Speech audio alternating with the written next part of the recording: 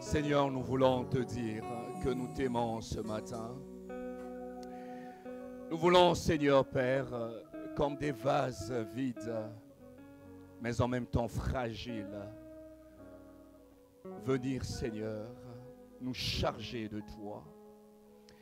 Seigneur, tu as les paroles de la vie. Tu as ce qu'il faut pour que nous soyons parfaits, que nous soyons complets, que nous soyons achevés. Seigneur, donne-nous de recevoir ton message ce matin. Seigneur, parce qu'au fond de nous, quoi que nous fassions, au fond de nous, nous t'aimons. Il y a eu cette flamme, Seigneur, Père, d'amour dans nos cœurs qui brûle pour toi. À travers toutes les tempêtes, nous savons qu'au fond, Seigneur, nous t'aimons.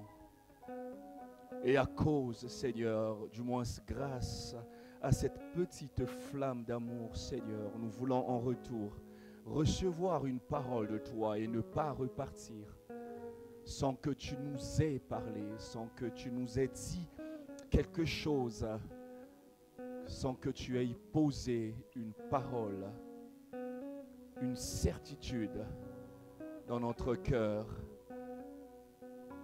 Nous te disons merci, Seigneur, au nom de Jésus. Est-ce que nous pouvons acclamer pour le Seigneur? Je vous prie de prendre place. Merci. Que le Seigneur soit béni. Et donc, je commence cette prédication. Je commence ces instants. Je sais que je dois quand même beaucoup de mois à Fès. Je commence cette prédication en vous souhaitant bonne année.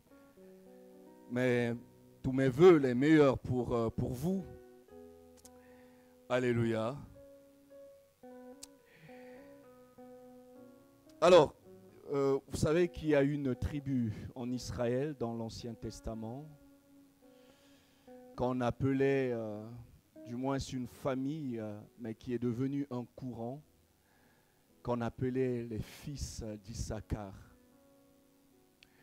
Si vous parcourez l'Ancien Testament, si vous vous baladez dans l'Ancien Testament, certainement vous les rencontrerez. Les fils d'Issachar. La particularité de ces fils, de ce courant, de cette famille, c'est qu'ils avaient l'intelligence des temps. Au Moyen Âge, il était dit, jusqu'aujourd'hui, c'est une certitude chez les scientifiques, si vous êtes scientifique, la plus grande victoire de l'homme. Vous savez ce que c'est? C'est l'horloge, le temps. C'est cela. Mais même dans cette victoire de l'homme, dans l'horloge, nous savons voir le temps qu'il fera il est 12h22, c'est pour me rappeler du temps aussi. Il est 12h22, mais dans quelques minutes, dans une vingtaine de minutes, nous serons à 13h. Je le sais parce que le temps me le donne, me le dit. Mais les fils d'Issachar allaient au-delà de cela. L'intelligence du temps qu'ils avaient ne se résumait pas que dans la forme du temps. C'est-à-dire, ils pouvaient savoir que dans 2 heures, il fera 13 heures ou 14 heures, mais ils savaient aussi ce qui se passerait à 14 heures. C'est-à-dire, ils savaient la forme, mais ils comprenaient aussi le temps, le fond du temps. Il fera 14 heures, mais qu'est-ce qui se passera à 14 heures? C'est ce qui les rendait particuliers. Et donc, dans ce travail qu'ils faisaient, dans cette intelligence du temps qu'ils avaient, ils utilisaient ce qu'on appelait, nous appelons la géométrie. Ils appelaient la guématria. C'est une intelligence qui consistait à combiner les chiffres pour en savoir la valeur, pour savoir ce qui est caché dans le chiffre. Et donc, nous nous sommes exercés, nous sommes entrés dans cet exercice-là, en voyant cette année qui venait. Nous sommes des hommes où nous prévoyons. Mais nous avons aussi des outils pour calculer le temps. Et lorsque vous mettez ensemble les chiffres qui composent cette année 2025, vous trouvez quoi? Main sur la tête, calcul mental. La somme de 2 plus 0 plus 2 plus 5, ça fait 9. Mais 9, c'est 3 plus 3 plus 3. OK? Et le chiffre 3, c'est l'accomplissement, n'est-ce pas? Le chiffre 3, c'est le chiffre de l'accomplissement. Et donc, nous sommes inscrits dans un accomplissement complet pour cette année. Et les chiffres, il faut aussi les entendre. Parce que ça a à nous dire, ça a quelque chose à nous dire. Et en partant au début de cette année, de cette réalité, le Seigneur nous oriente dans une année d'accomplissement. Une année où nous devrions nous accomplir, où l'accomplir est plus qu'une dette. C'est cela le devoir, le verbe devoir. Nous devrions, nous sommes appelés, ce n'est pas une option. Et le Seigneur veut pour chacun de nous que nous nous accomplissions, mais parfaitement cette année. Alléluia. Et donc en partant de cela, j'ai intitulé, je sais que je vous dois une prédication, une série, les victimes de l'alliance. Mais c'est important que nous fassions entrer avec cette thématique l'itinéraire d'un ministère de qualité. Alléluia. L'itinéraire d'un ministère, aussi le mot ministère est compliqué, d'un service de qualité.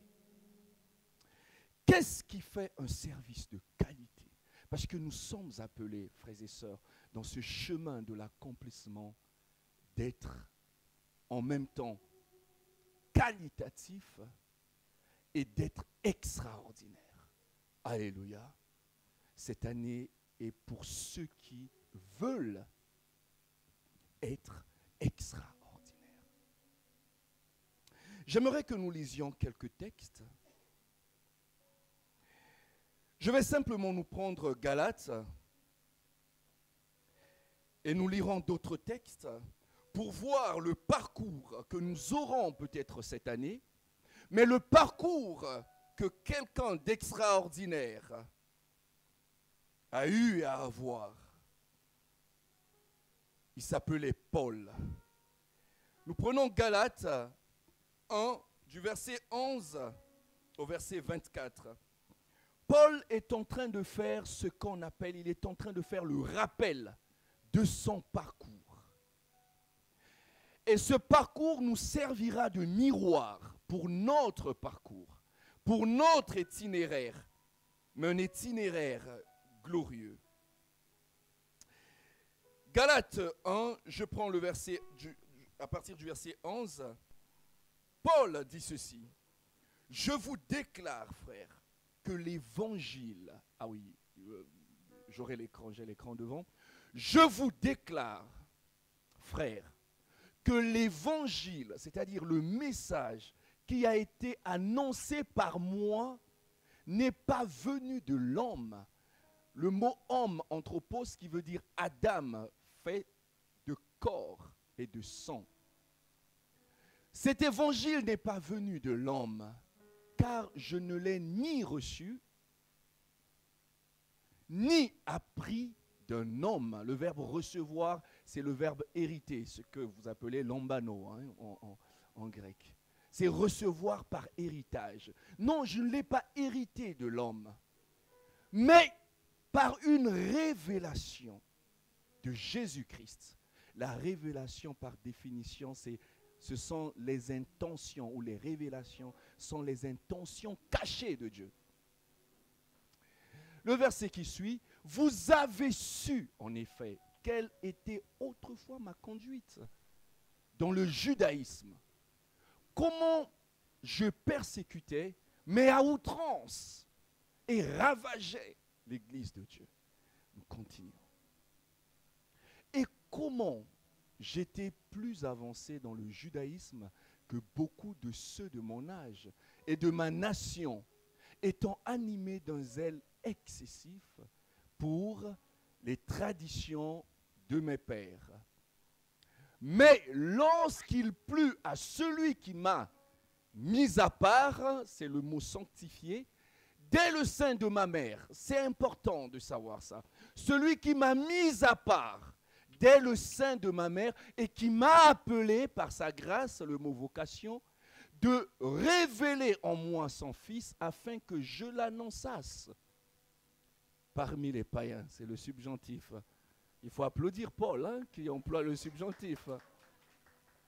Aussitôt, je ne consultais ni la chair ni le sang. C'est une autre manière de dire l'homme. Nous continuons. Alors, je pense qu'on peut s'arrêter là. Et je ne montais point à Jérusalem vers ceux qui furent apôtres avant moi, Pierre, Jean et Jacques. Mais je partis pour l'Arabie. Puis je revins encore où ça? À Damas. Alors, je pense qu'on peut s'arrêter là. Le mot Arabie, nous y reviendrons. Amen. Seigneur, merci pour ta parole, car elle est vérité. Alors, quelles sont les raisons de cet enseignement, de cette prédication, de ce message en introduction d'une année qui nous accompagnera dans l'accomplissement? La première raison de cette prédication, c'est la saison que le Seigneur met devant nous, la saison de gloire. Alléluia. J'ai en quelque sorte le désir de poser des bases ou de vous informer de ce que sera notre parcours cette année, de ce que sera ce chemin cette année. La première raison qui me motive dans cet enseignement, dans cette prédication, c'est cela, parce que le Seigneur veut que cette année soit une année de gloire, une année de brillance et d'accomplissement. La deuxième raison qui m'anime, c'est que cette année sera une année d'élévation. Alléluia. Mais il faut avant être informé, avant d'emprunter ce chemin, avant d'entrer sur cette voie du ministère glorieux, du service qualitatif, que nous sachions ce que ce chemin nous réserve, ce que ce ministère nous réserve, ce que ce parcours, cet itinéraire de qualité nous réserve. Mais ma troisième raison, c'est dire, est animée par le fait que cette année sera en même temps une saison de croissance pour nous. Alléluia. Une année où nous allons croître. Une année où le Seigneur va nous élever. Je pense à 1 Corinthiens 13, le verset 11, qui dit « Quand j'étais enfant, je parlais comme un enfant, je pensais comme un enfant, mais attention, je raisonnais, ma logique était celle d'un enfant. Mais quand je suis devenu grand, j'ai fait disparaître. Attention, c'est moi qui fais disparaître. J'ai fait disparaître ce qui était de l'enfant. Parce qu'il y a un déplacement qui se produit. Quand je parle d'un itinéraire, vous savez ce que c'est? C'est un parcours, c'est une voie, c'est un chemin. Oui, le ministère a un itinéraire, votre service, le service que vous faites à l'église, que ce soit dans le groupe musical, que ce soit à l'accueil, au multimédia, c'est un service. Mais le Seigneur veut que ce service, cette année, s'accomplisse. Le mot accomplisse, vous savez, la Bible n'a pas été écrite en français, écrite en français. Le mot accomplir, c'est le mot achever. Lorsque chaque fois que Paul parle de l'accomplissement, tout est accompli dans le livre de Jean. Il parle de l'achèvement, tout s'est achevé. Et Dieu veut que nous rendions complet notre ministère.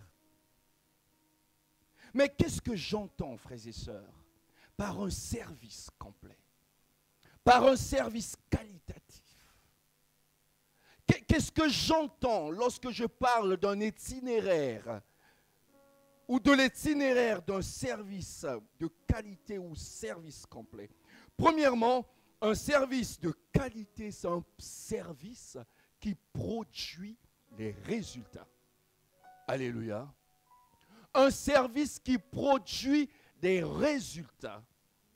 Un service qui produit des choses mesurables. Il ne s'agit pas d'un service naïf. Vous savez que nous produisons parfois un service naïf. Je suis prédicateur, je viens prêcher. Après la prédication, je sors, je prends mon papier, je le jette. Il n'y a pas un suivi. Je ne sais pas voir ou entendre le produit ou le résultat de ma prédication. Ah, ça y est, j'ai été programmé le 26 janvier et tout ça, je prépare la prédication et après la prédication, c'est bon, c'est fini. Heureusement. Mais quand on parle du service de qualité, c'est un service qui produit. Le groupe musical qui monte, le service ne finit pas après qu'on ait exécuté un chant. Mais qu'est-ce que ce chant-là a produit? Nous avons fait tel chant, tel cantique, tel recueil le dimanche. Mais est-ce que ça a changé? Est-ce que ça produit un déplacement? Ça produit un mouvement? Il ne s'agit pas d'entasser les chants, Mais ce que je chante déjà, est-ce que ça produit un déplacement dans le cœur de celui qui l'écoute, de celui qui l'entend? Le service de qualité commence à partir du moment où ce que je fais produit un retour, produit un résultat. Deuxièmement, un service de qualité produit des résultats qui durent et qui demeurent. Ça dure dans le temps, mais ça demeure aussi. C'est-à-dire, après que vous soyez passés, ceux qui viendront retrouver vos traces.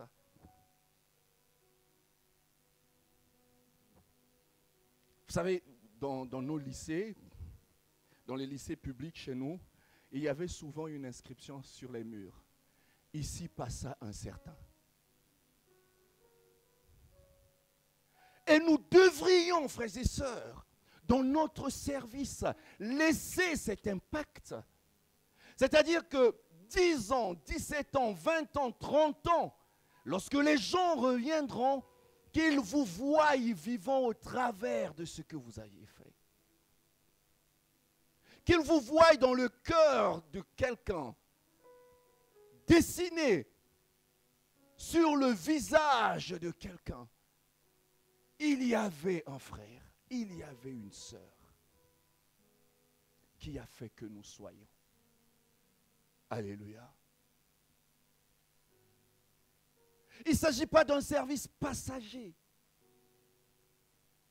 Non, Dieu veut que nous fassions, nous produisions quelque chose qui reste énergiquement et qui serve quand nous serons passés. Parce que nous sommes appelés à passer.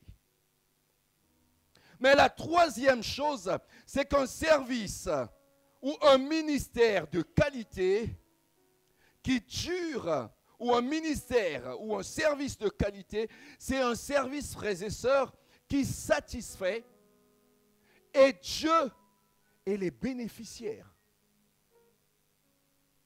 Ça ne satisfait pas simplement Dieu, parce que Dieu, on ne le voit pas. Je viens, je sers, et les bénéficiaires ne sont pas heureux. Et puis je me dis, bon, j'ai servi Dieu dans tous les cas, c'est Dieu que je sers. Mais non.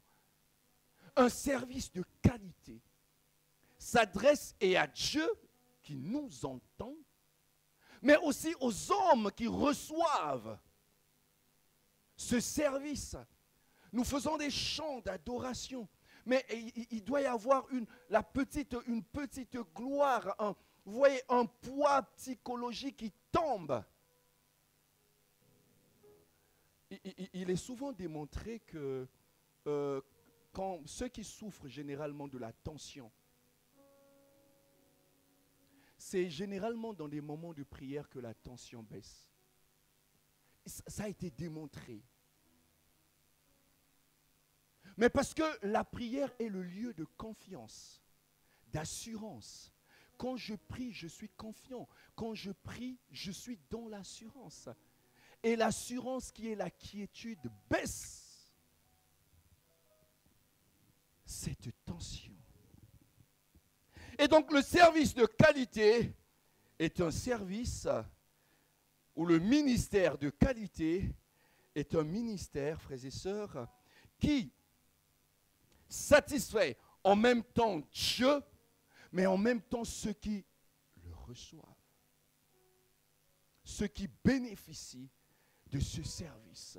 Il y avait dans l'église où j'ai grandi, des gens, on avait un chant, un moment de louange, d'adoration. Il y avait souvent un frère qui quand il venait chanter, on ne sait pas d'où il trouvait ces chants, enfin bref.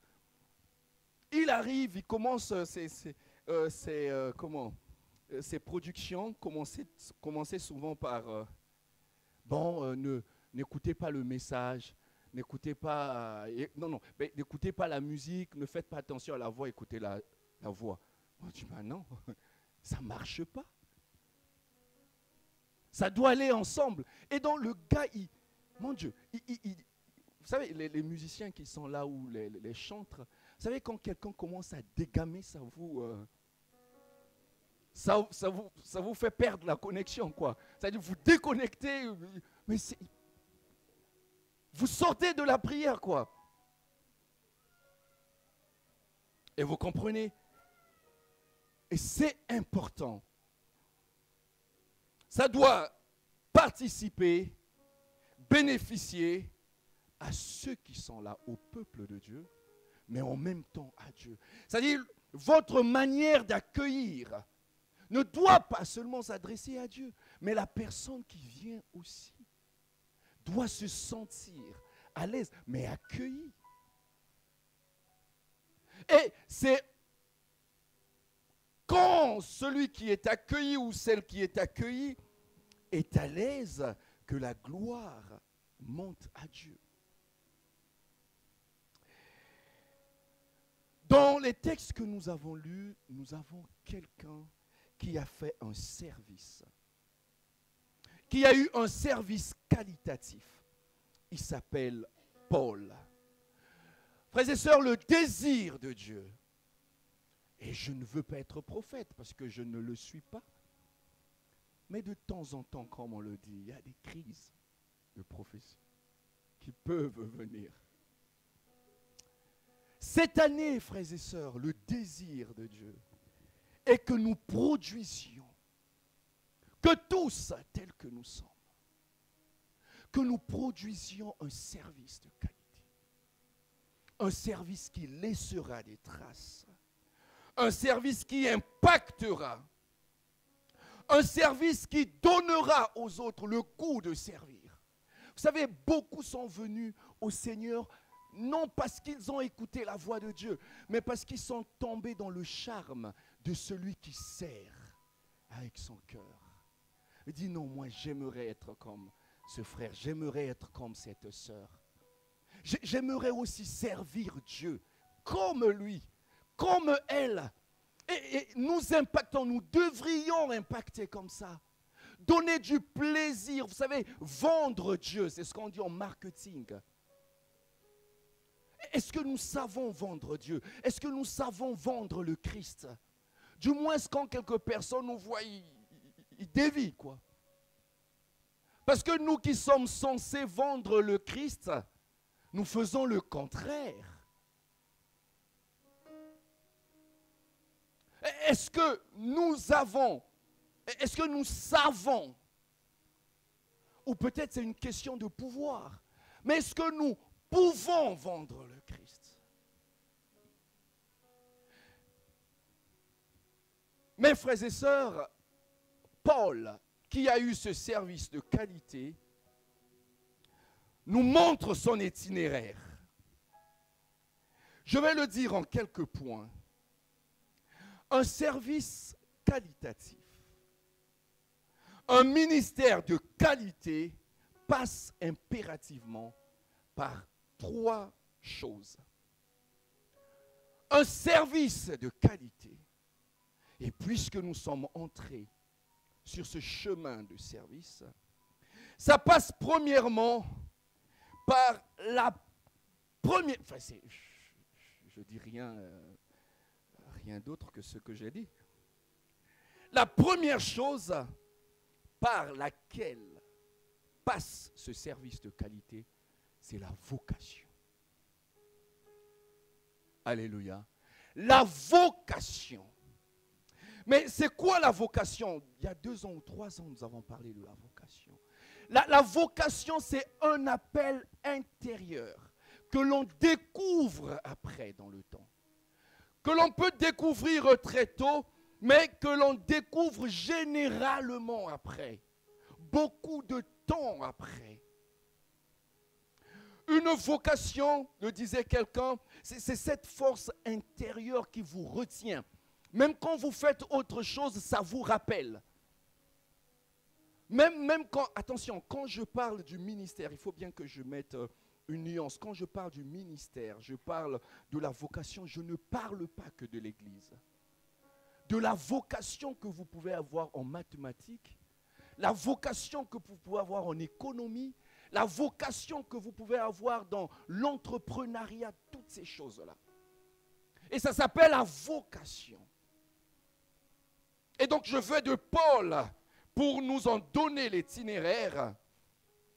Et donc le premier chemin, c'est la vocation, c'est cet appel, ce dérangement que vous avez. Même quand vous êtes trempé de filière, votre cœur vous dit non, non, non, non. Il y a quelque chose que vous devriez faire. Il y a quelque chose que vous avez loupé faire. Même quand vous faites autre chose, vous revenez. C'est cela la vocation, c'est un rappel. Et généralement, ceux qui ont découvert leur vocation, dans le temps, beaucoup de temps après, s'en souviennent. La vocation a 3 étapes, généralement, dans la vie. Et ça, ce sont les scientifiques qui le disent. Premièrement, la vocation, nous la recevons très tôt. Elle se manifeste lorsque nous sommes encore enfants. Et en lisant Paul, Paul a dit que le Seigneur l'a choisi depuis le ventre de sa mère, dans le sein de sa maman.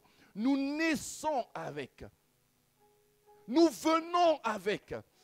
Proverbe 20, le verset 11 dit, l'enfant fait déjà voir par ses actes si sa conduite sera pure ou droite. On sait le voir.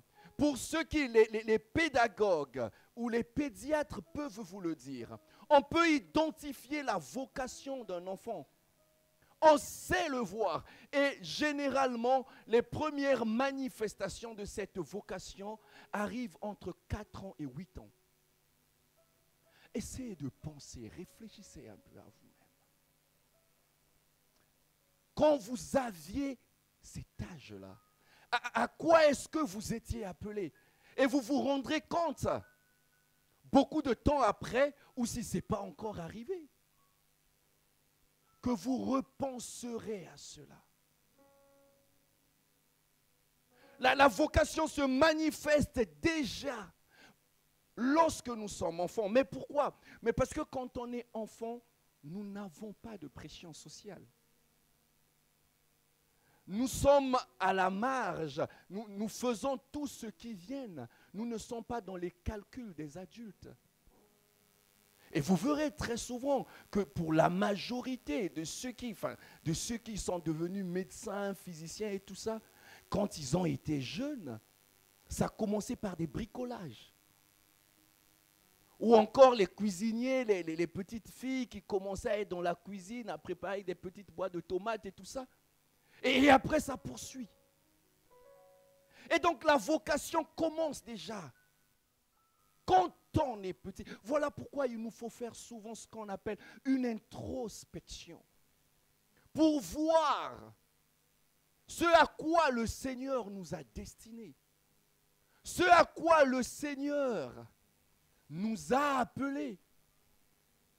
Mais après cet âge-là, on dit qu'il y a une implémentation quand on est petit. Quand on a su voir ce que nous avons, il arrive une phase d'implémentation où papa peut voir que je suis en train, je monte les jouets, mais je les démonte, on achète les jouets, on démonte, on est dans les prises et tout ça. Mais après, ça disparaît. Après 8 ans, 9 ans, ça disparaît. Parce qu'on est sous la pression maintenant des parents. Tu ne fais pas ça. Ou de la société. Chez nous, on ne fait pas ça. Et généralement, on dit entre 8 ans et peut-être 40 ans. Ça disparaît. Mais avant de repartir dans la tombe, ça revient.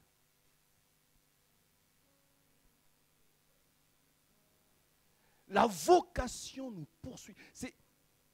C'est cette force qui ne vous laisse pas. Mais ne vous en faites pas. J'espère que nous sommes tous humains ici. Hein, parce qu'il y a les intelligences artificielles maintenant, on ne sait jamais.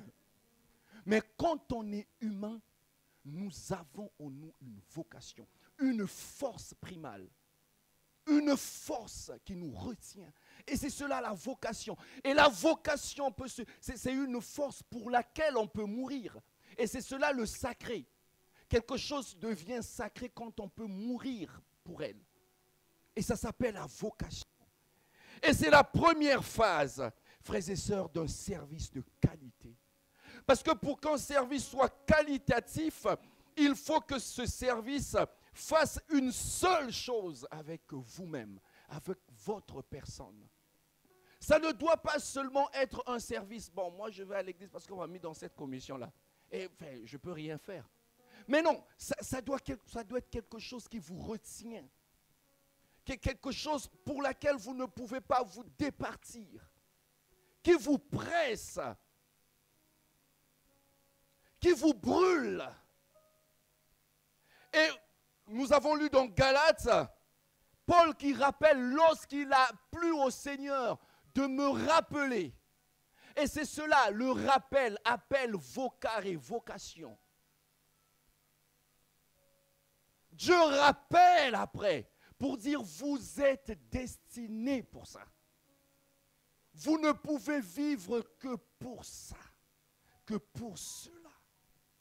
C'est cela la vocation et j'ai envie de m'arrêter et vous poser la question. Quelle est votre vocation?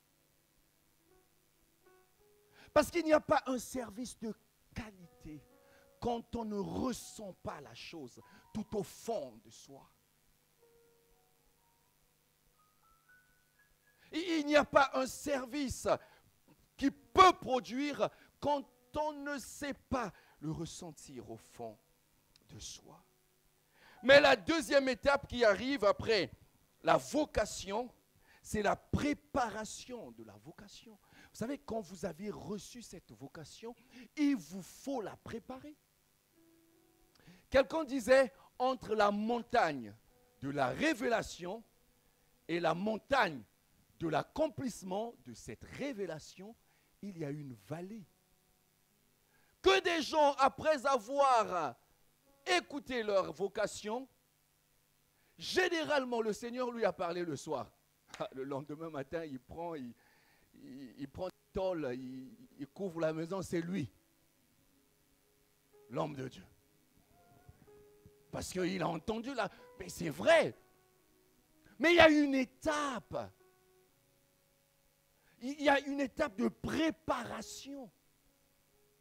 Parce que cette vocation doit être cuisinée, doit être assaisonnée pour que ça sente bon. Alléluia. Ce n'est pas parce que vous avez eu une vision que vous devriez vous lancer, que nous devrions nous lancer pour m'inclure, frères et sœurs. Nous avons besoin, deuxièmement, de préparer cette vocation. Et Paul a été préparé. Vous savez, lorsqu'il entend cet appel, lorsqu'il reçoit cet appel, il n'est pas directement parti annoncer. Non. Il est allé en Arabie, frères et sœurs. Quoi qu'il ait eu, ou quoi qu'il ait entendu la voix du Seigneur, Paul, comme tout humain, s'est trompé. Il va annoncer. Les gens disent non, on ne veut pas t'écouter. Il dit c'est le voyou qui prenait. Non, on ne l'accepte pas. Il dit la vérité, mais les gens contredisent cette vérité. Et ça demandait un temps de préparation. Et c'est quand il a compris, hein, lisez Acte 11, 12, 13, c'est quand il a compris que les gens ne voulaient pas le recevoir qu'il s'est retiré. Vous savez que Paul s'est retiré en Arabie parce que son message n'était intéressant pour personne. Son message n'était intéressant pour personne. Mais ça demandait un temps de préparation. Vous pouvez avoir reçu le Seigneur. Vous pouvez avoir reçu le message authentique de Dieu. Mais si la préparation ne s'est pas encore faite, personne ne va écouter ce que vous allez dire. Parce que le message est encore informe. Il est encore vide. Vous êtes dans Genèse 1. Pourtant, c'est vrai.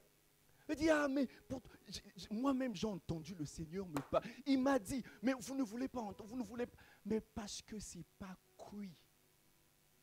Alléluia. Et ça demande une phase de préparation. Cette année, le Seigneur nous mettra dans une phase de préparation. Alléluia. Où vous serez contestés. Vous êtes authentique, mais vous l'êtes seulement pour vous et le Seigneur. Mais il faut la préparation pour que les hommes se plongent dans ce que vous comprenez. Alléluia. Et Paul, dans cette phase de préparation, sera préparé par Dieu. Mais il y a deux types de préparation. La première chose, quand on a mis le doigt sur sa vocation, quand on est dans la préparation, le Seigneur nous met devant deux réalités.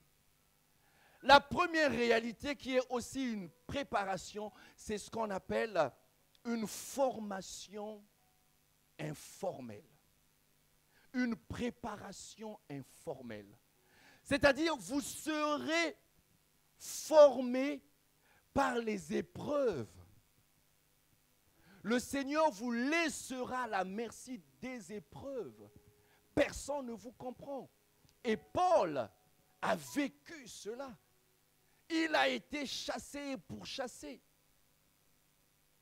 Il vient annoncer, mais ceux pour qui il est venu pour annoncer le Seigneur ne veulent pas l'entendre.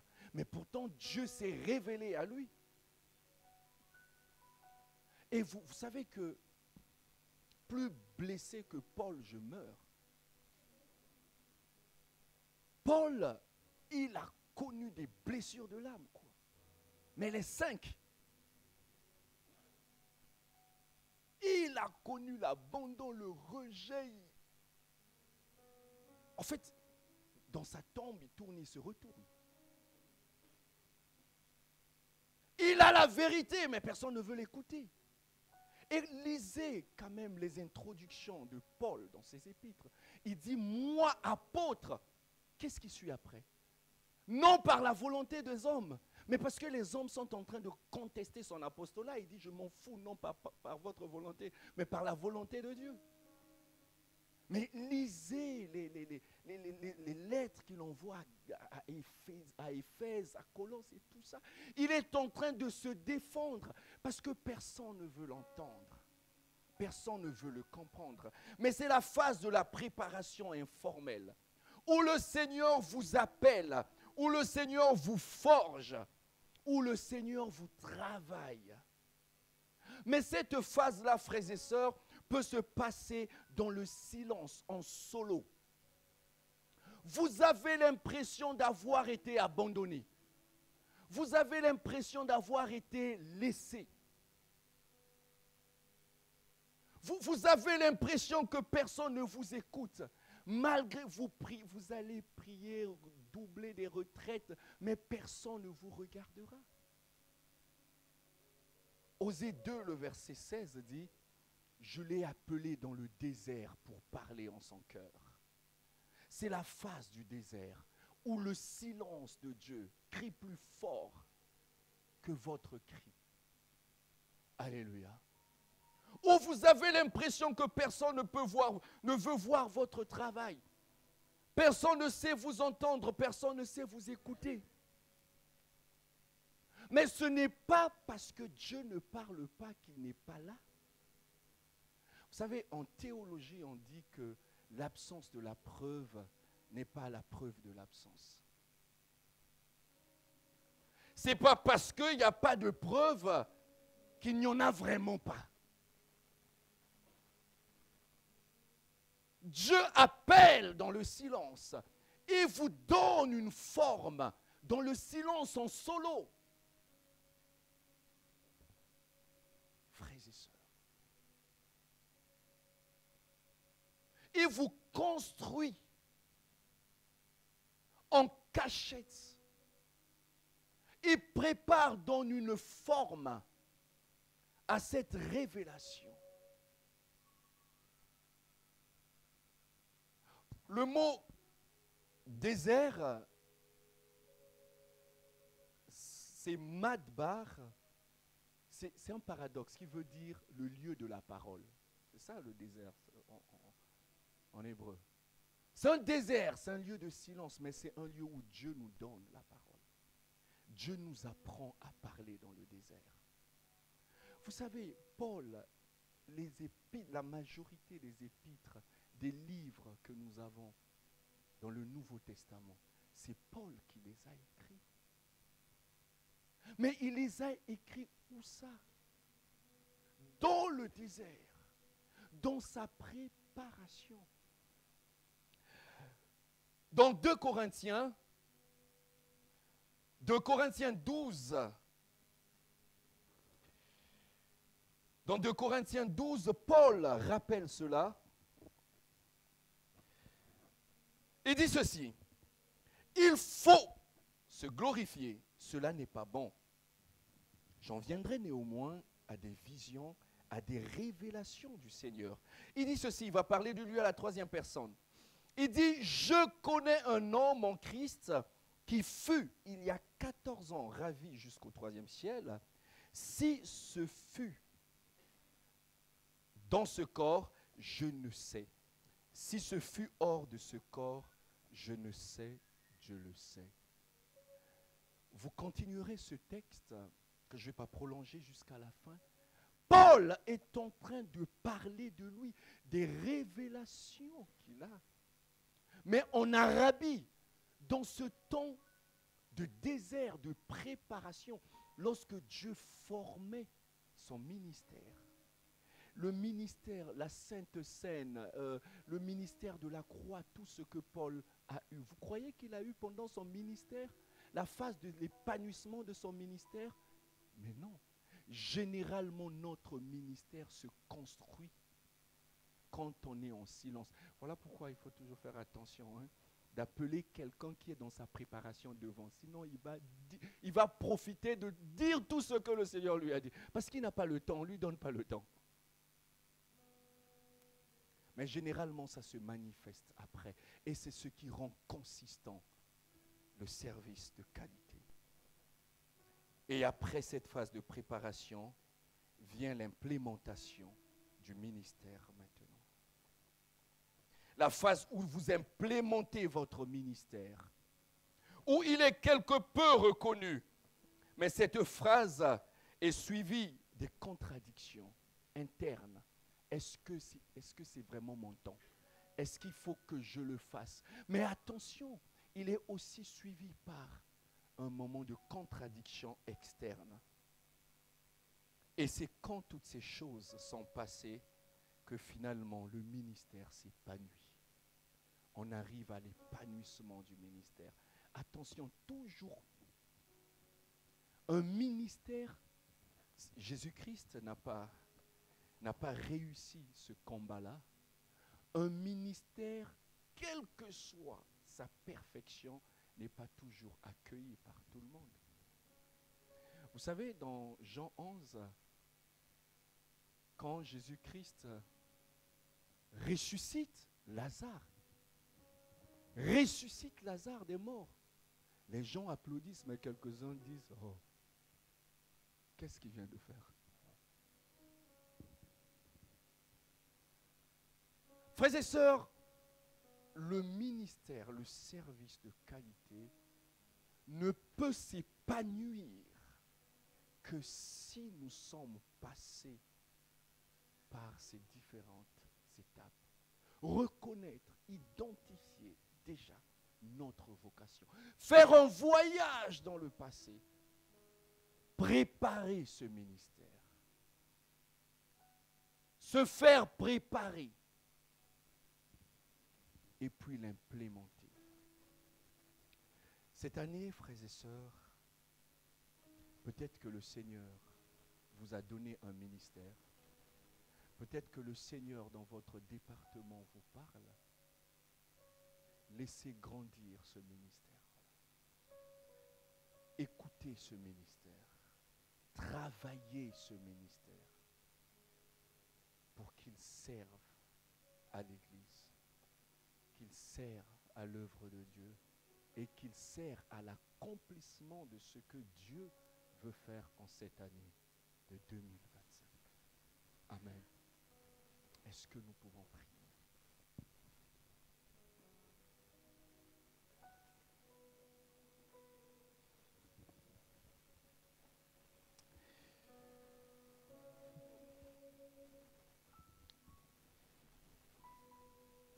Est-ce qu'on peut se lever? On va simplement demander à Dieu si vous avez touché de doigt votre ministère ou si vous ne le connaissez pas encore. Mais cette année, vous êtes appelés à le connaître, à penser, à demander à Dieu de vous inscrire dans l'accomplissement de l'Église, dans l'accomplissement de cette Église. Le Seigneur veut achever, veut faire cuire en termes techniques cette Église, mais il faut que chaque brique soit cuite et vous représentez ces briques. Et chacun va dire au Seigneur, Seigneur, donne-moi de réaliser, de rendre réelle cette vocation que tu m'as donnée. Nous prions. Seigneur, pour qu'un service soit de qualité, tu nous demandes, Seigneur, de faire attention à notre vocation.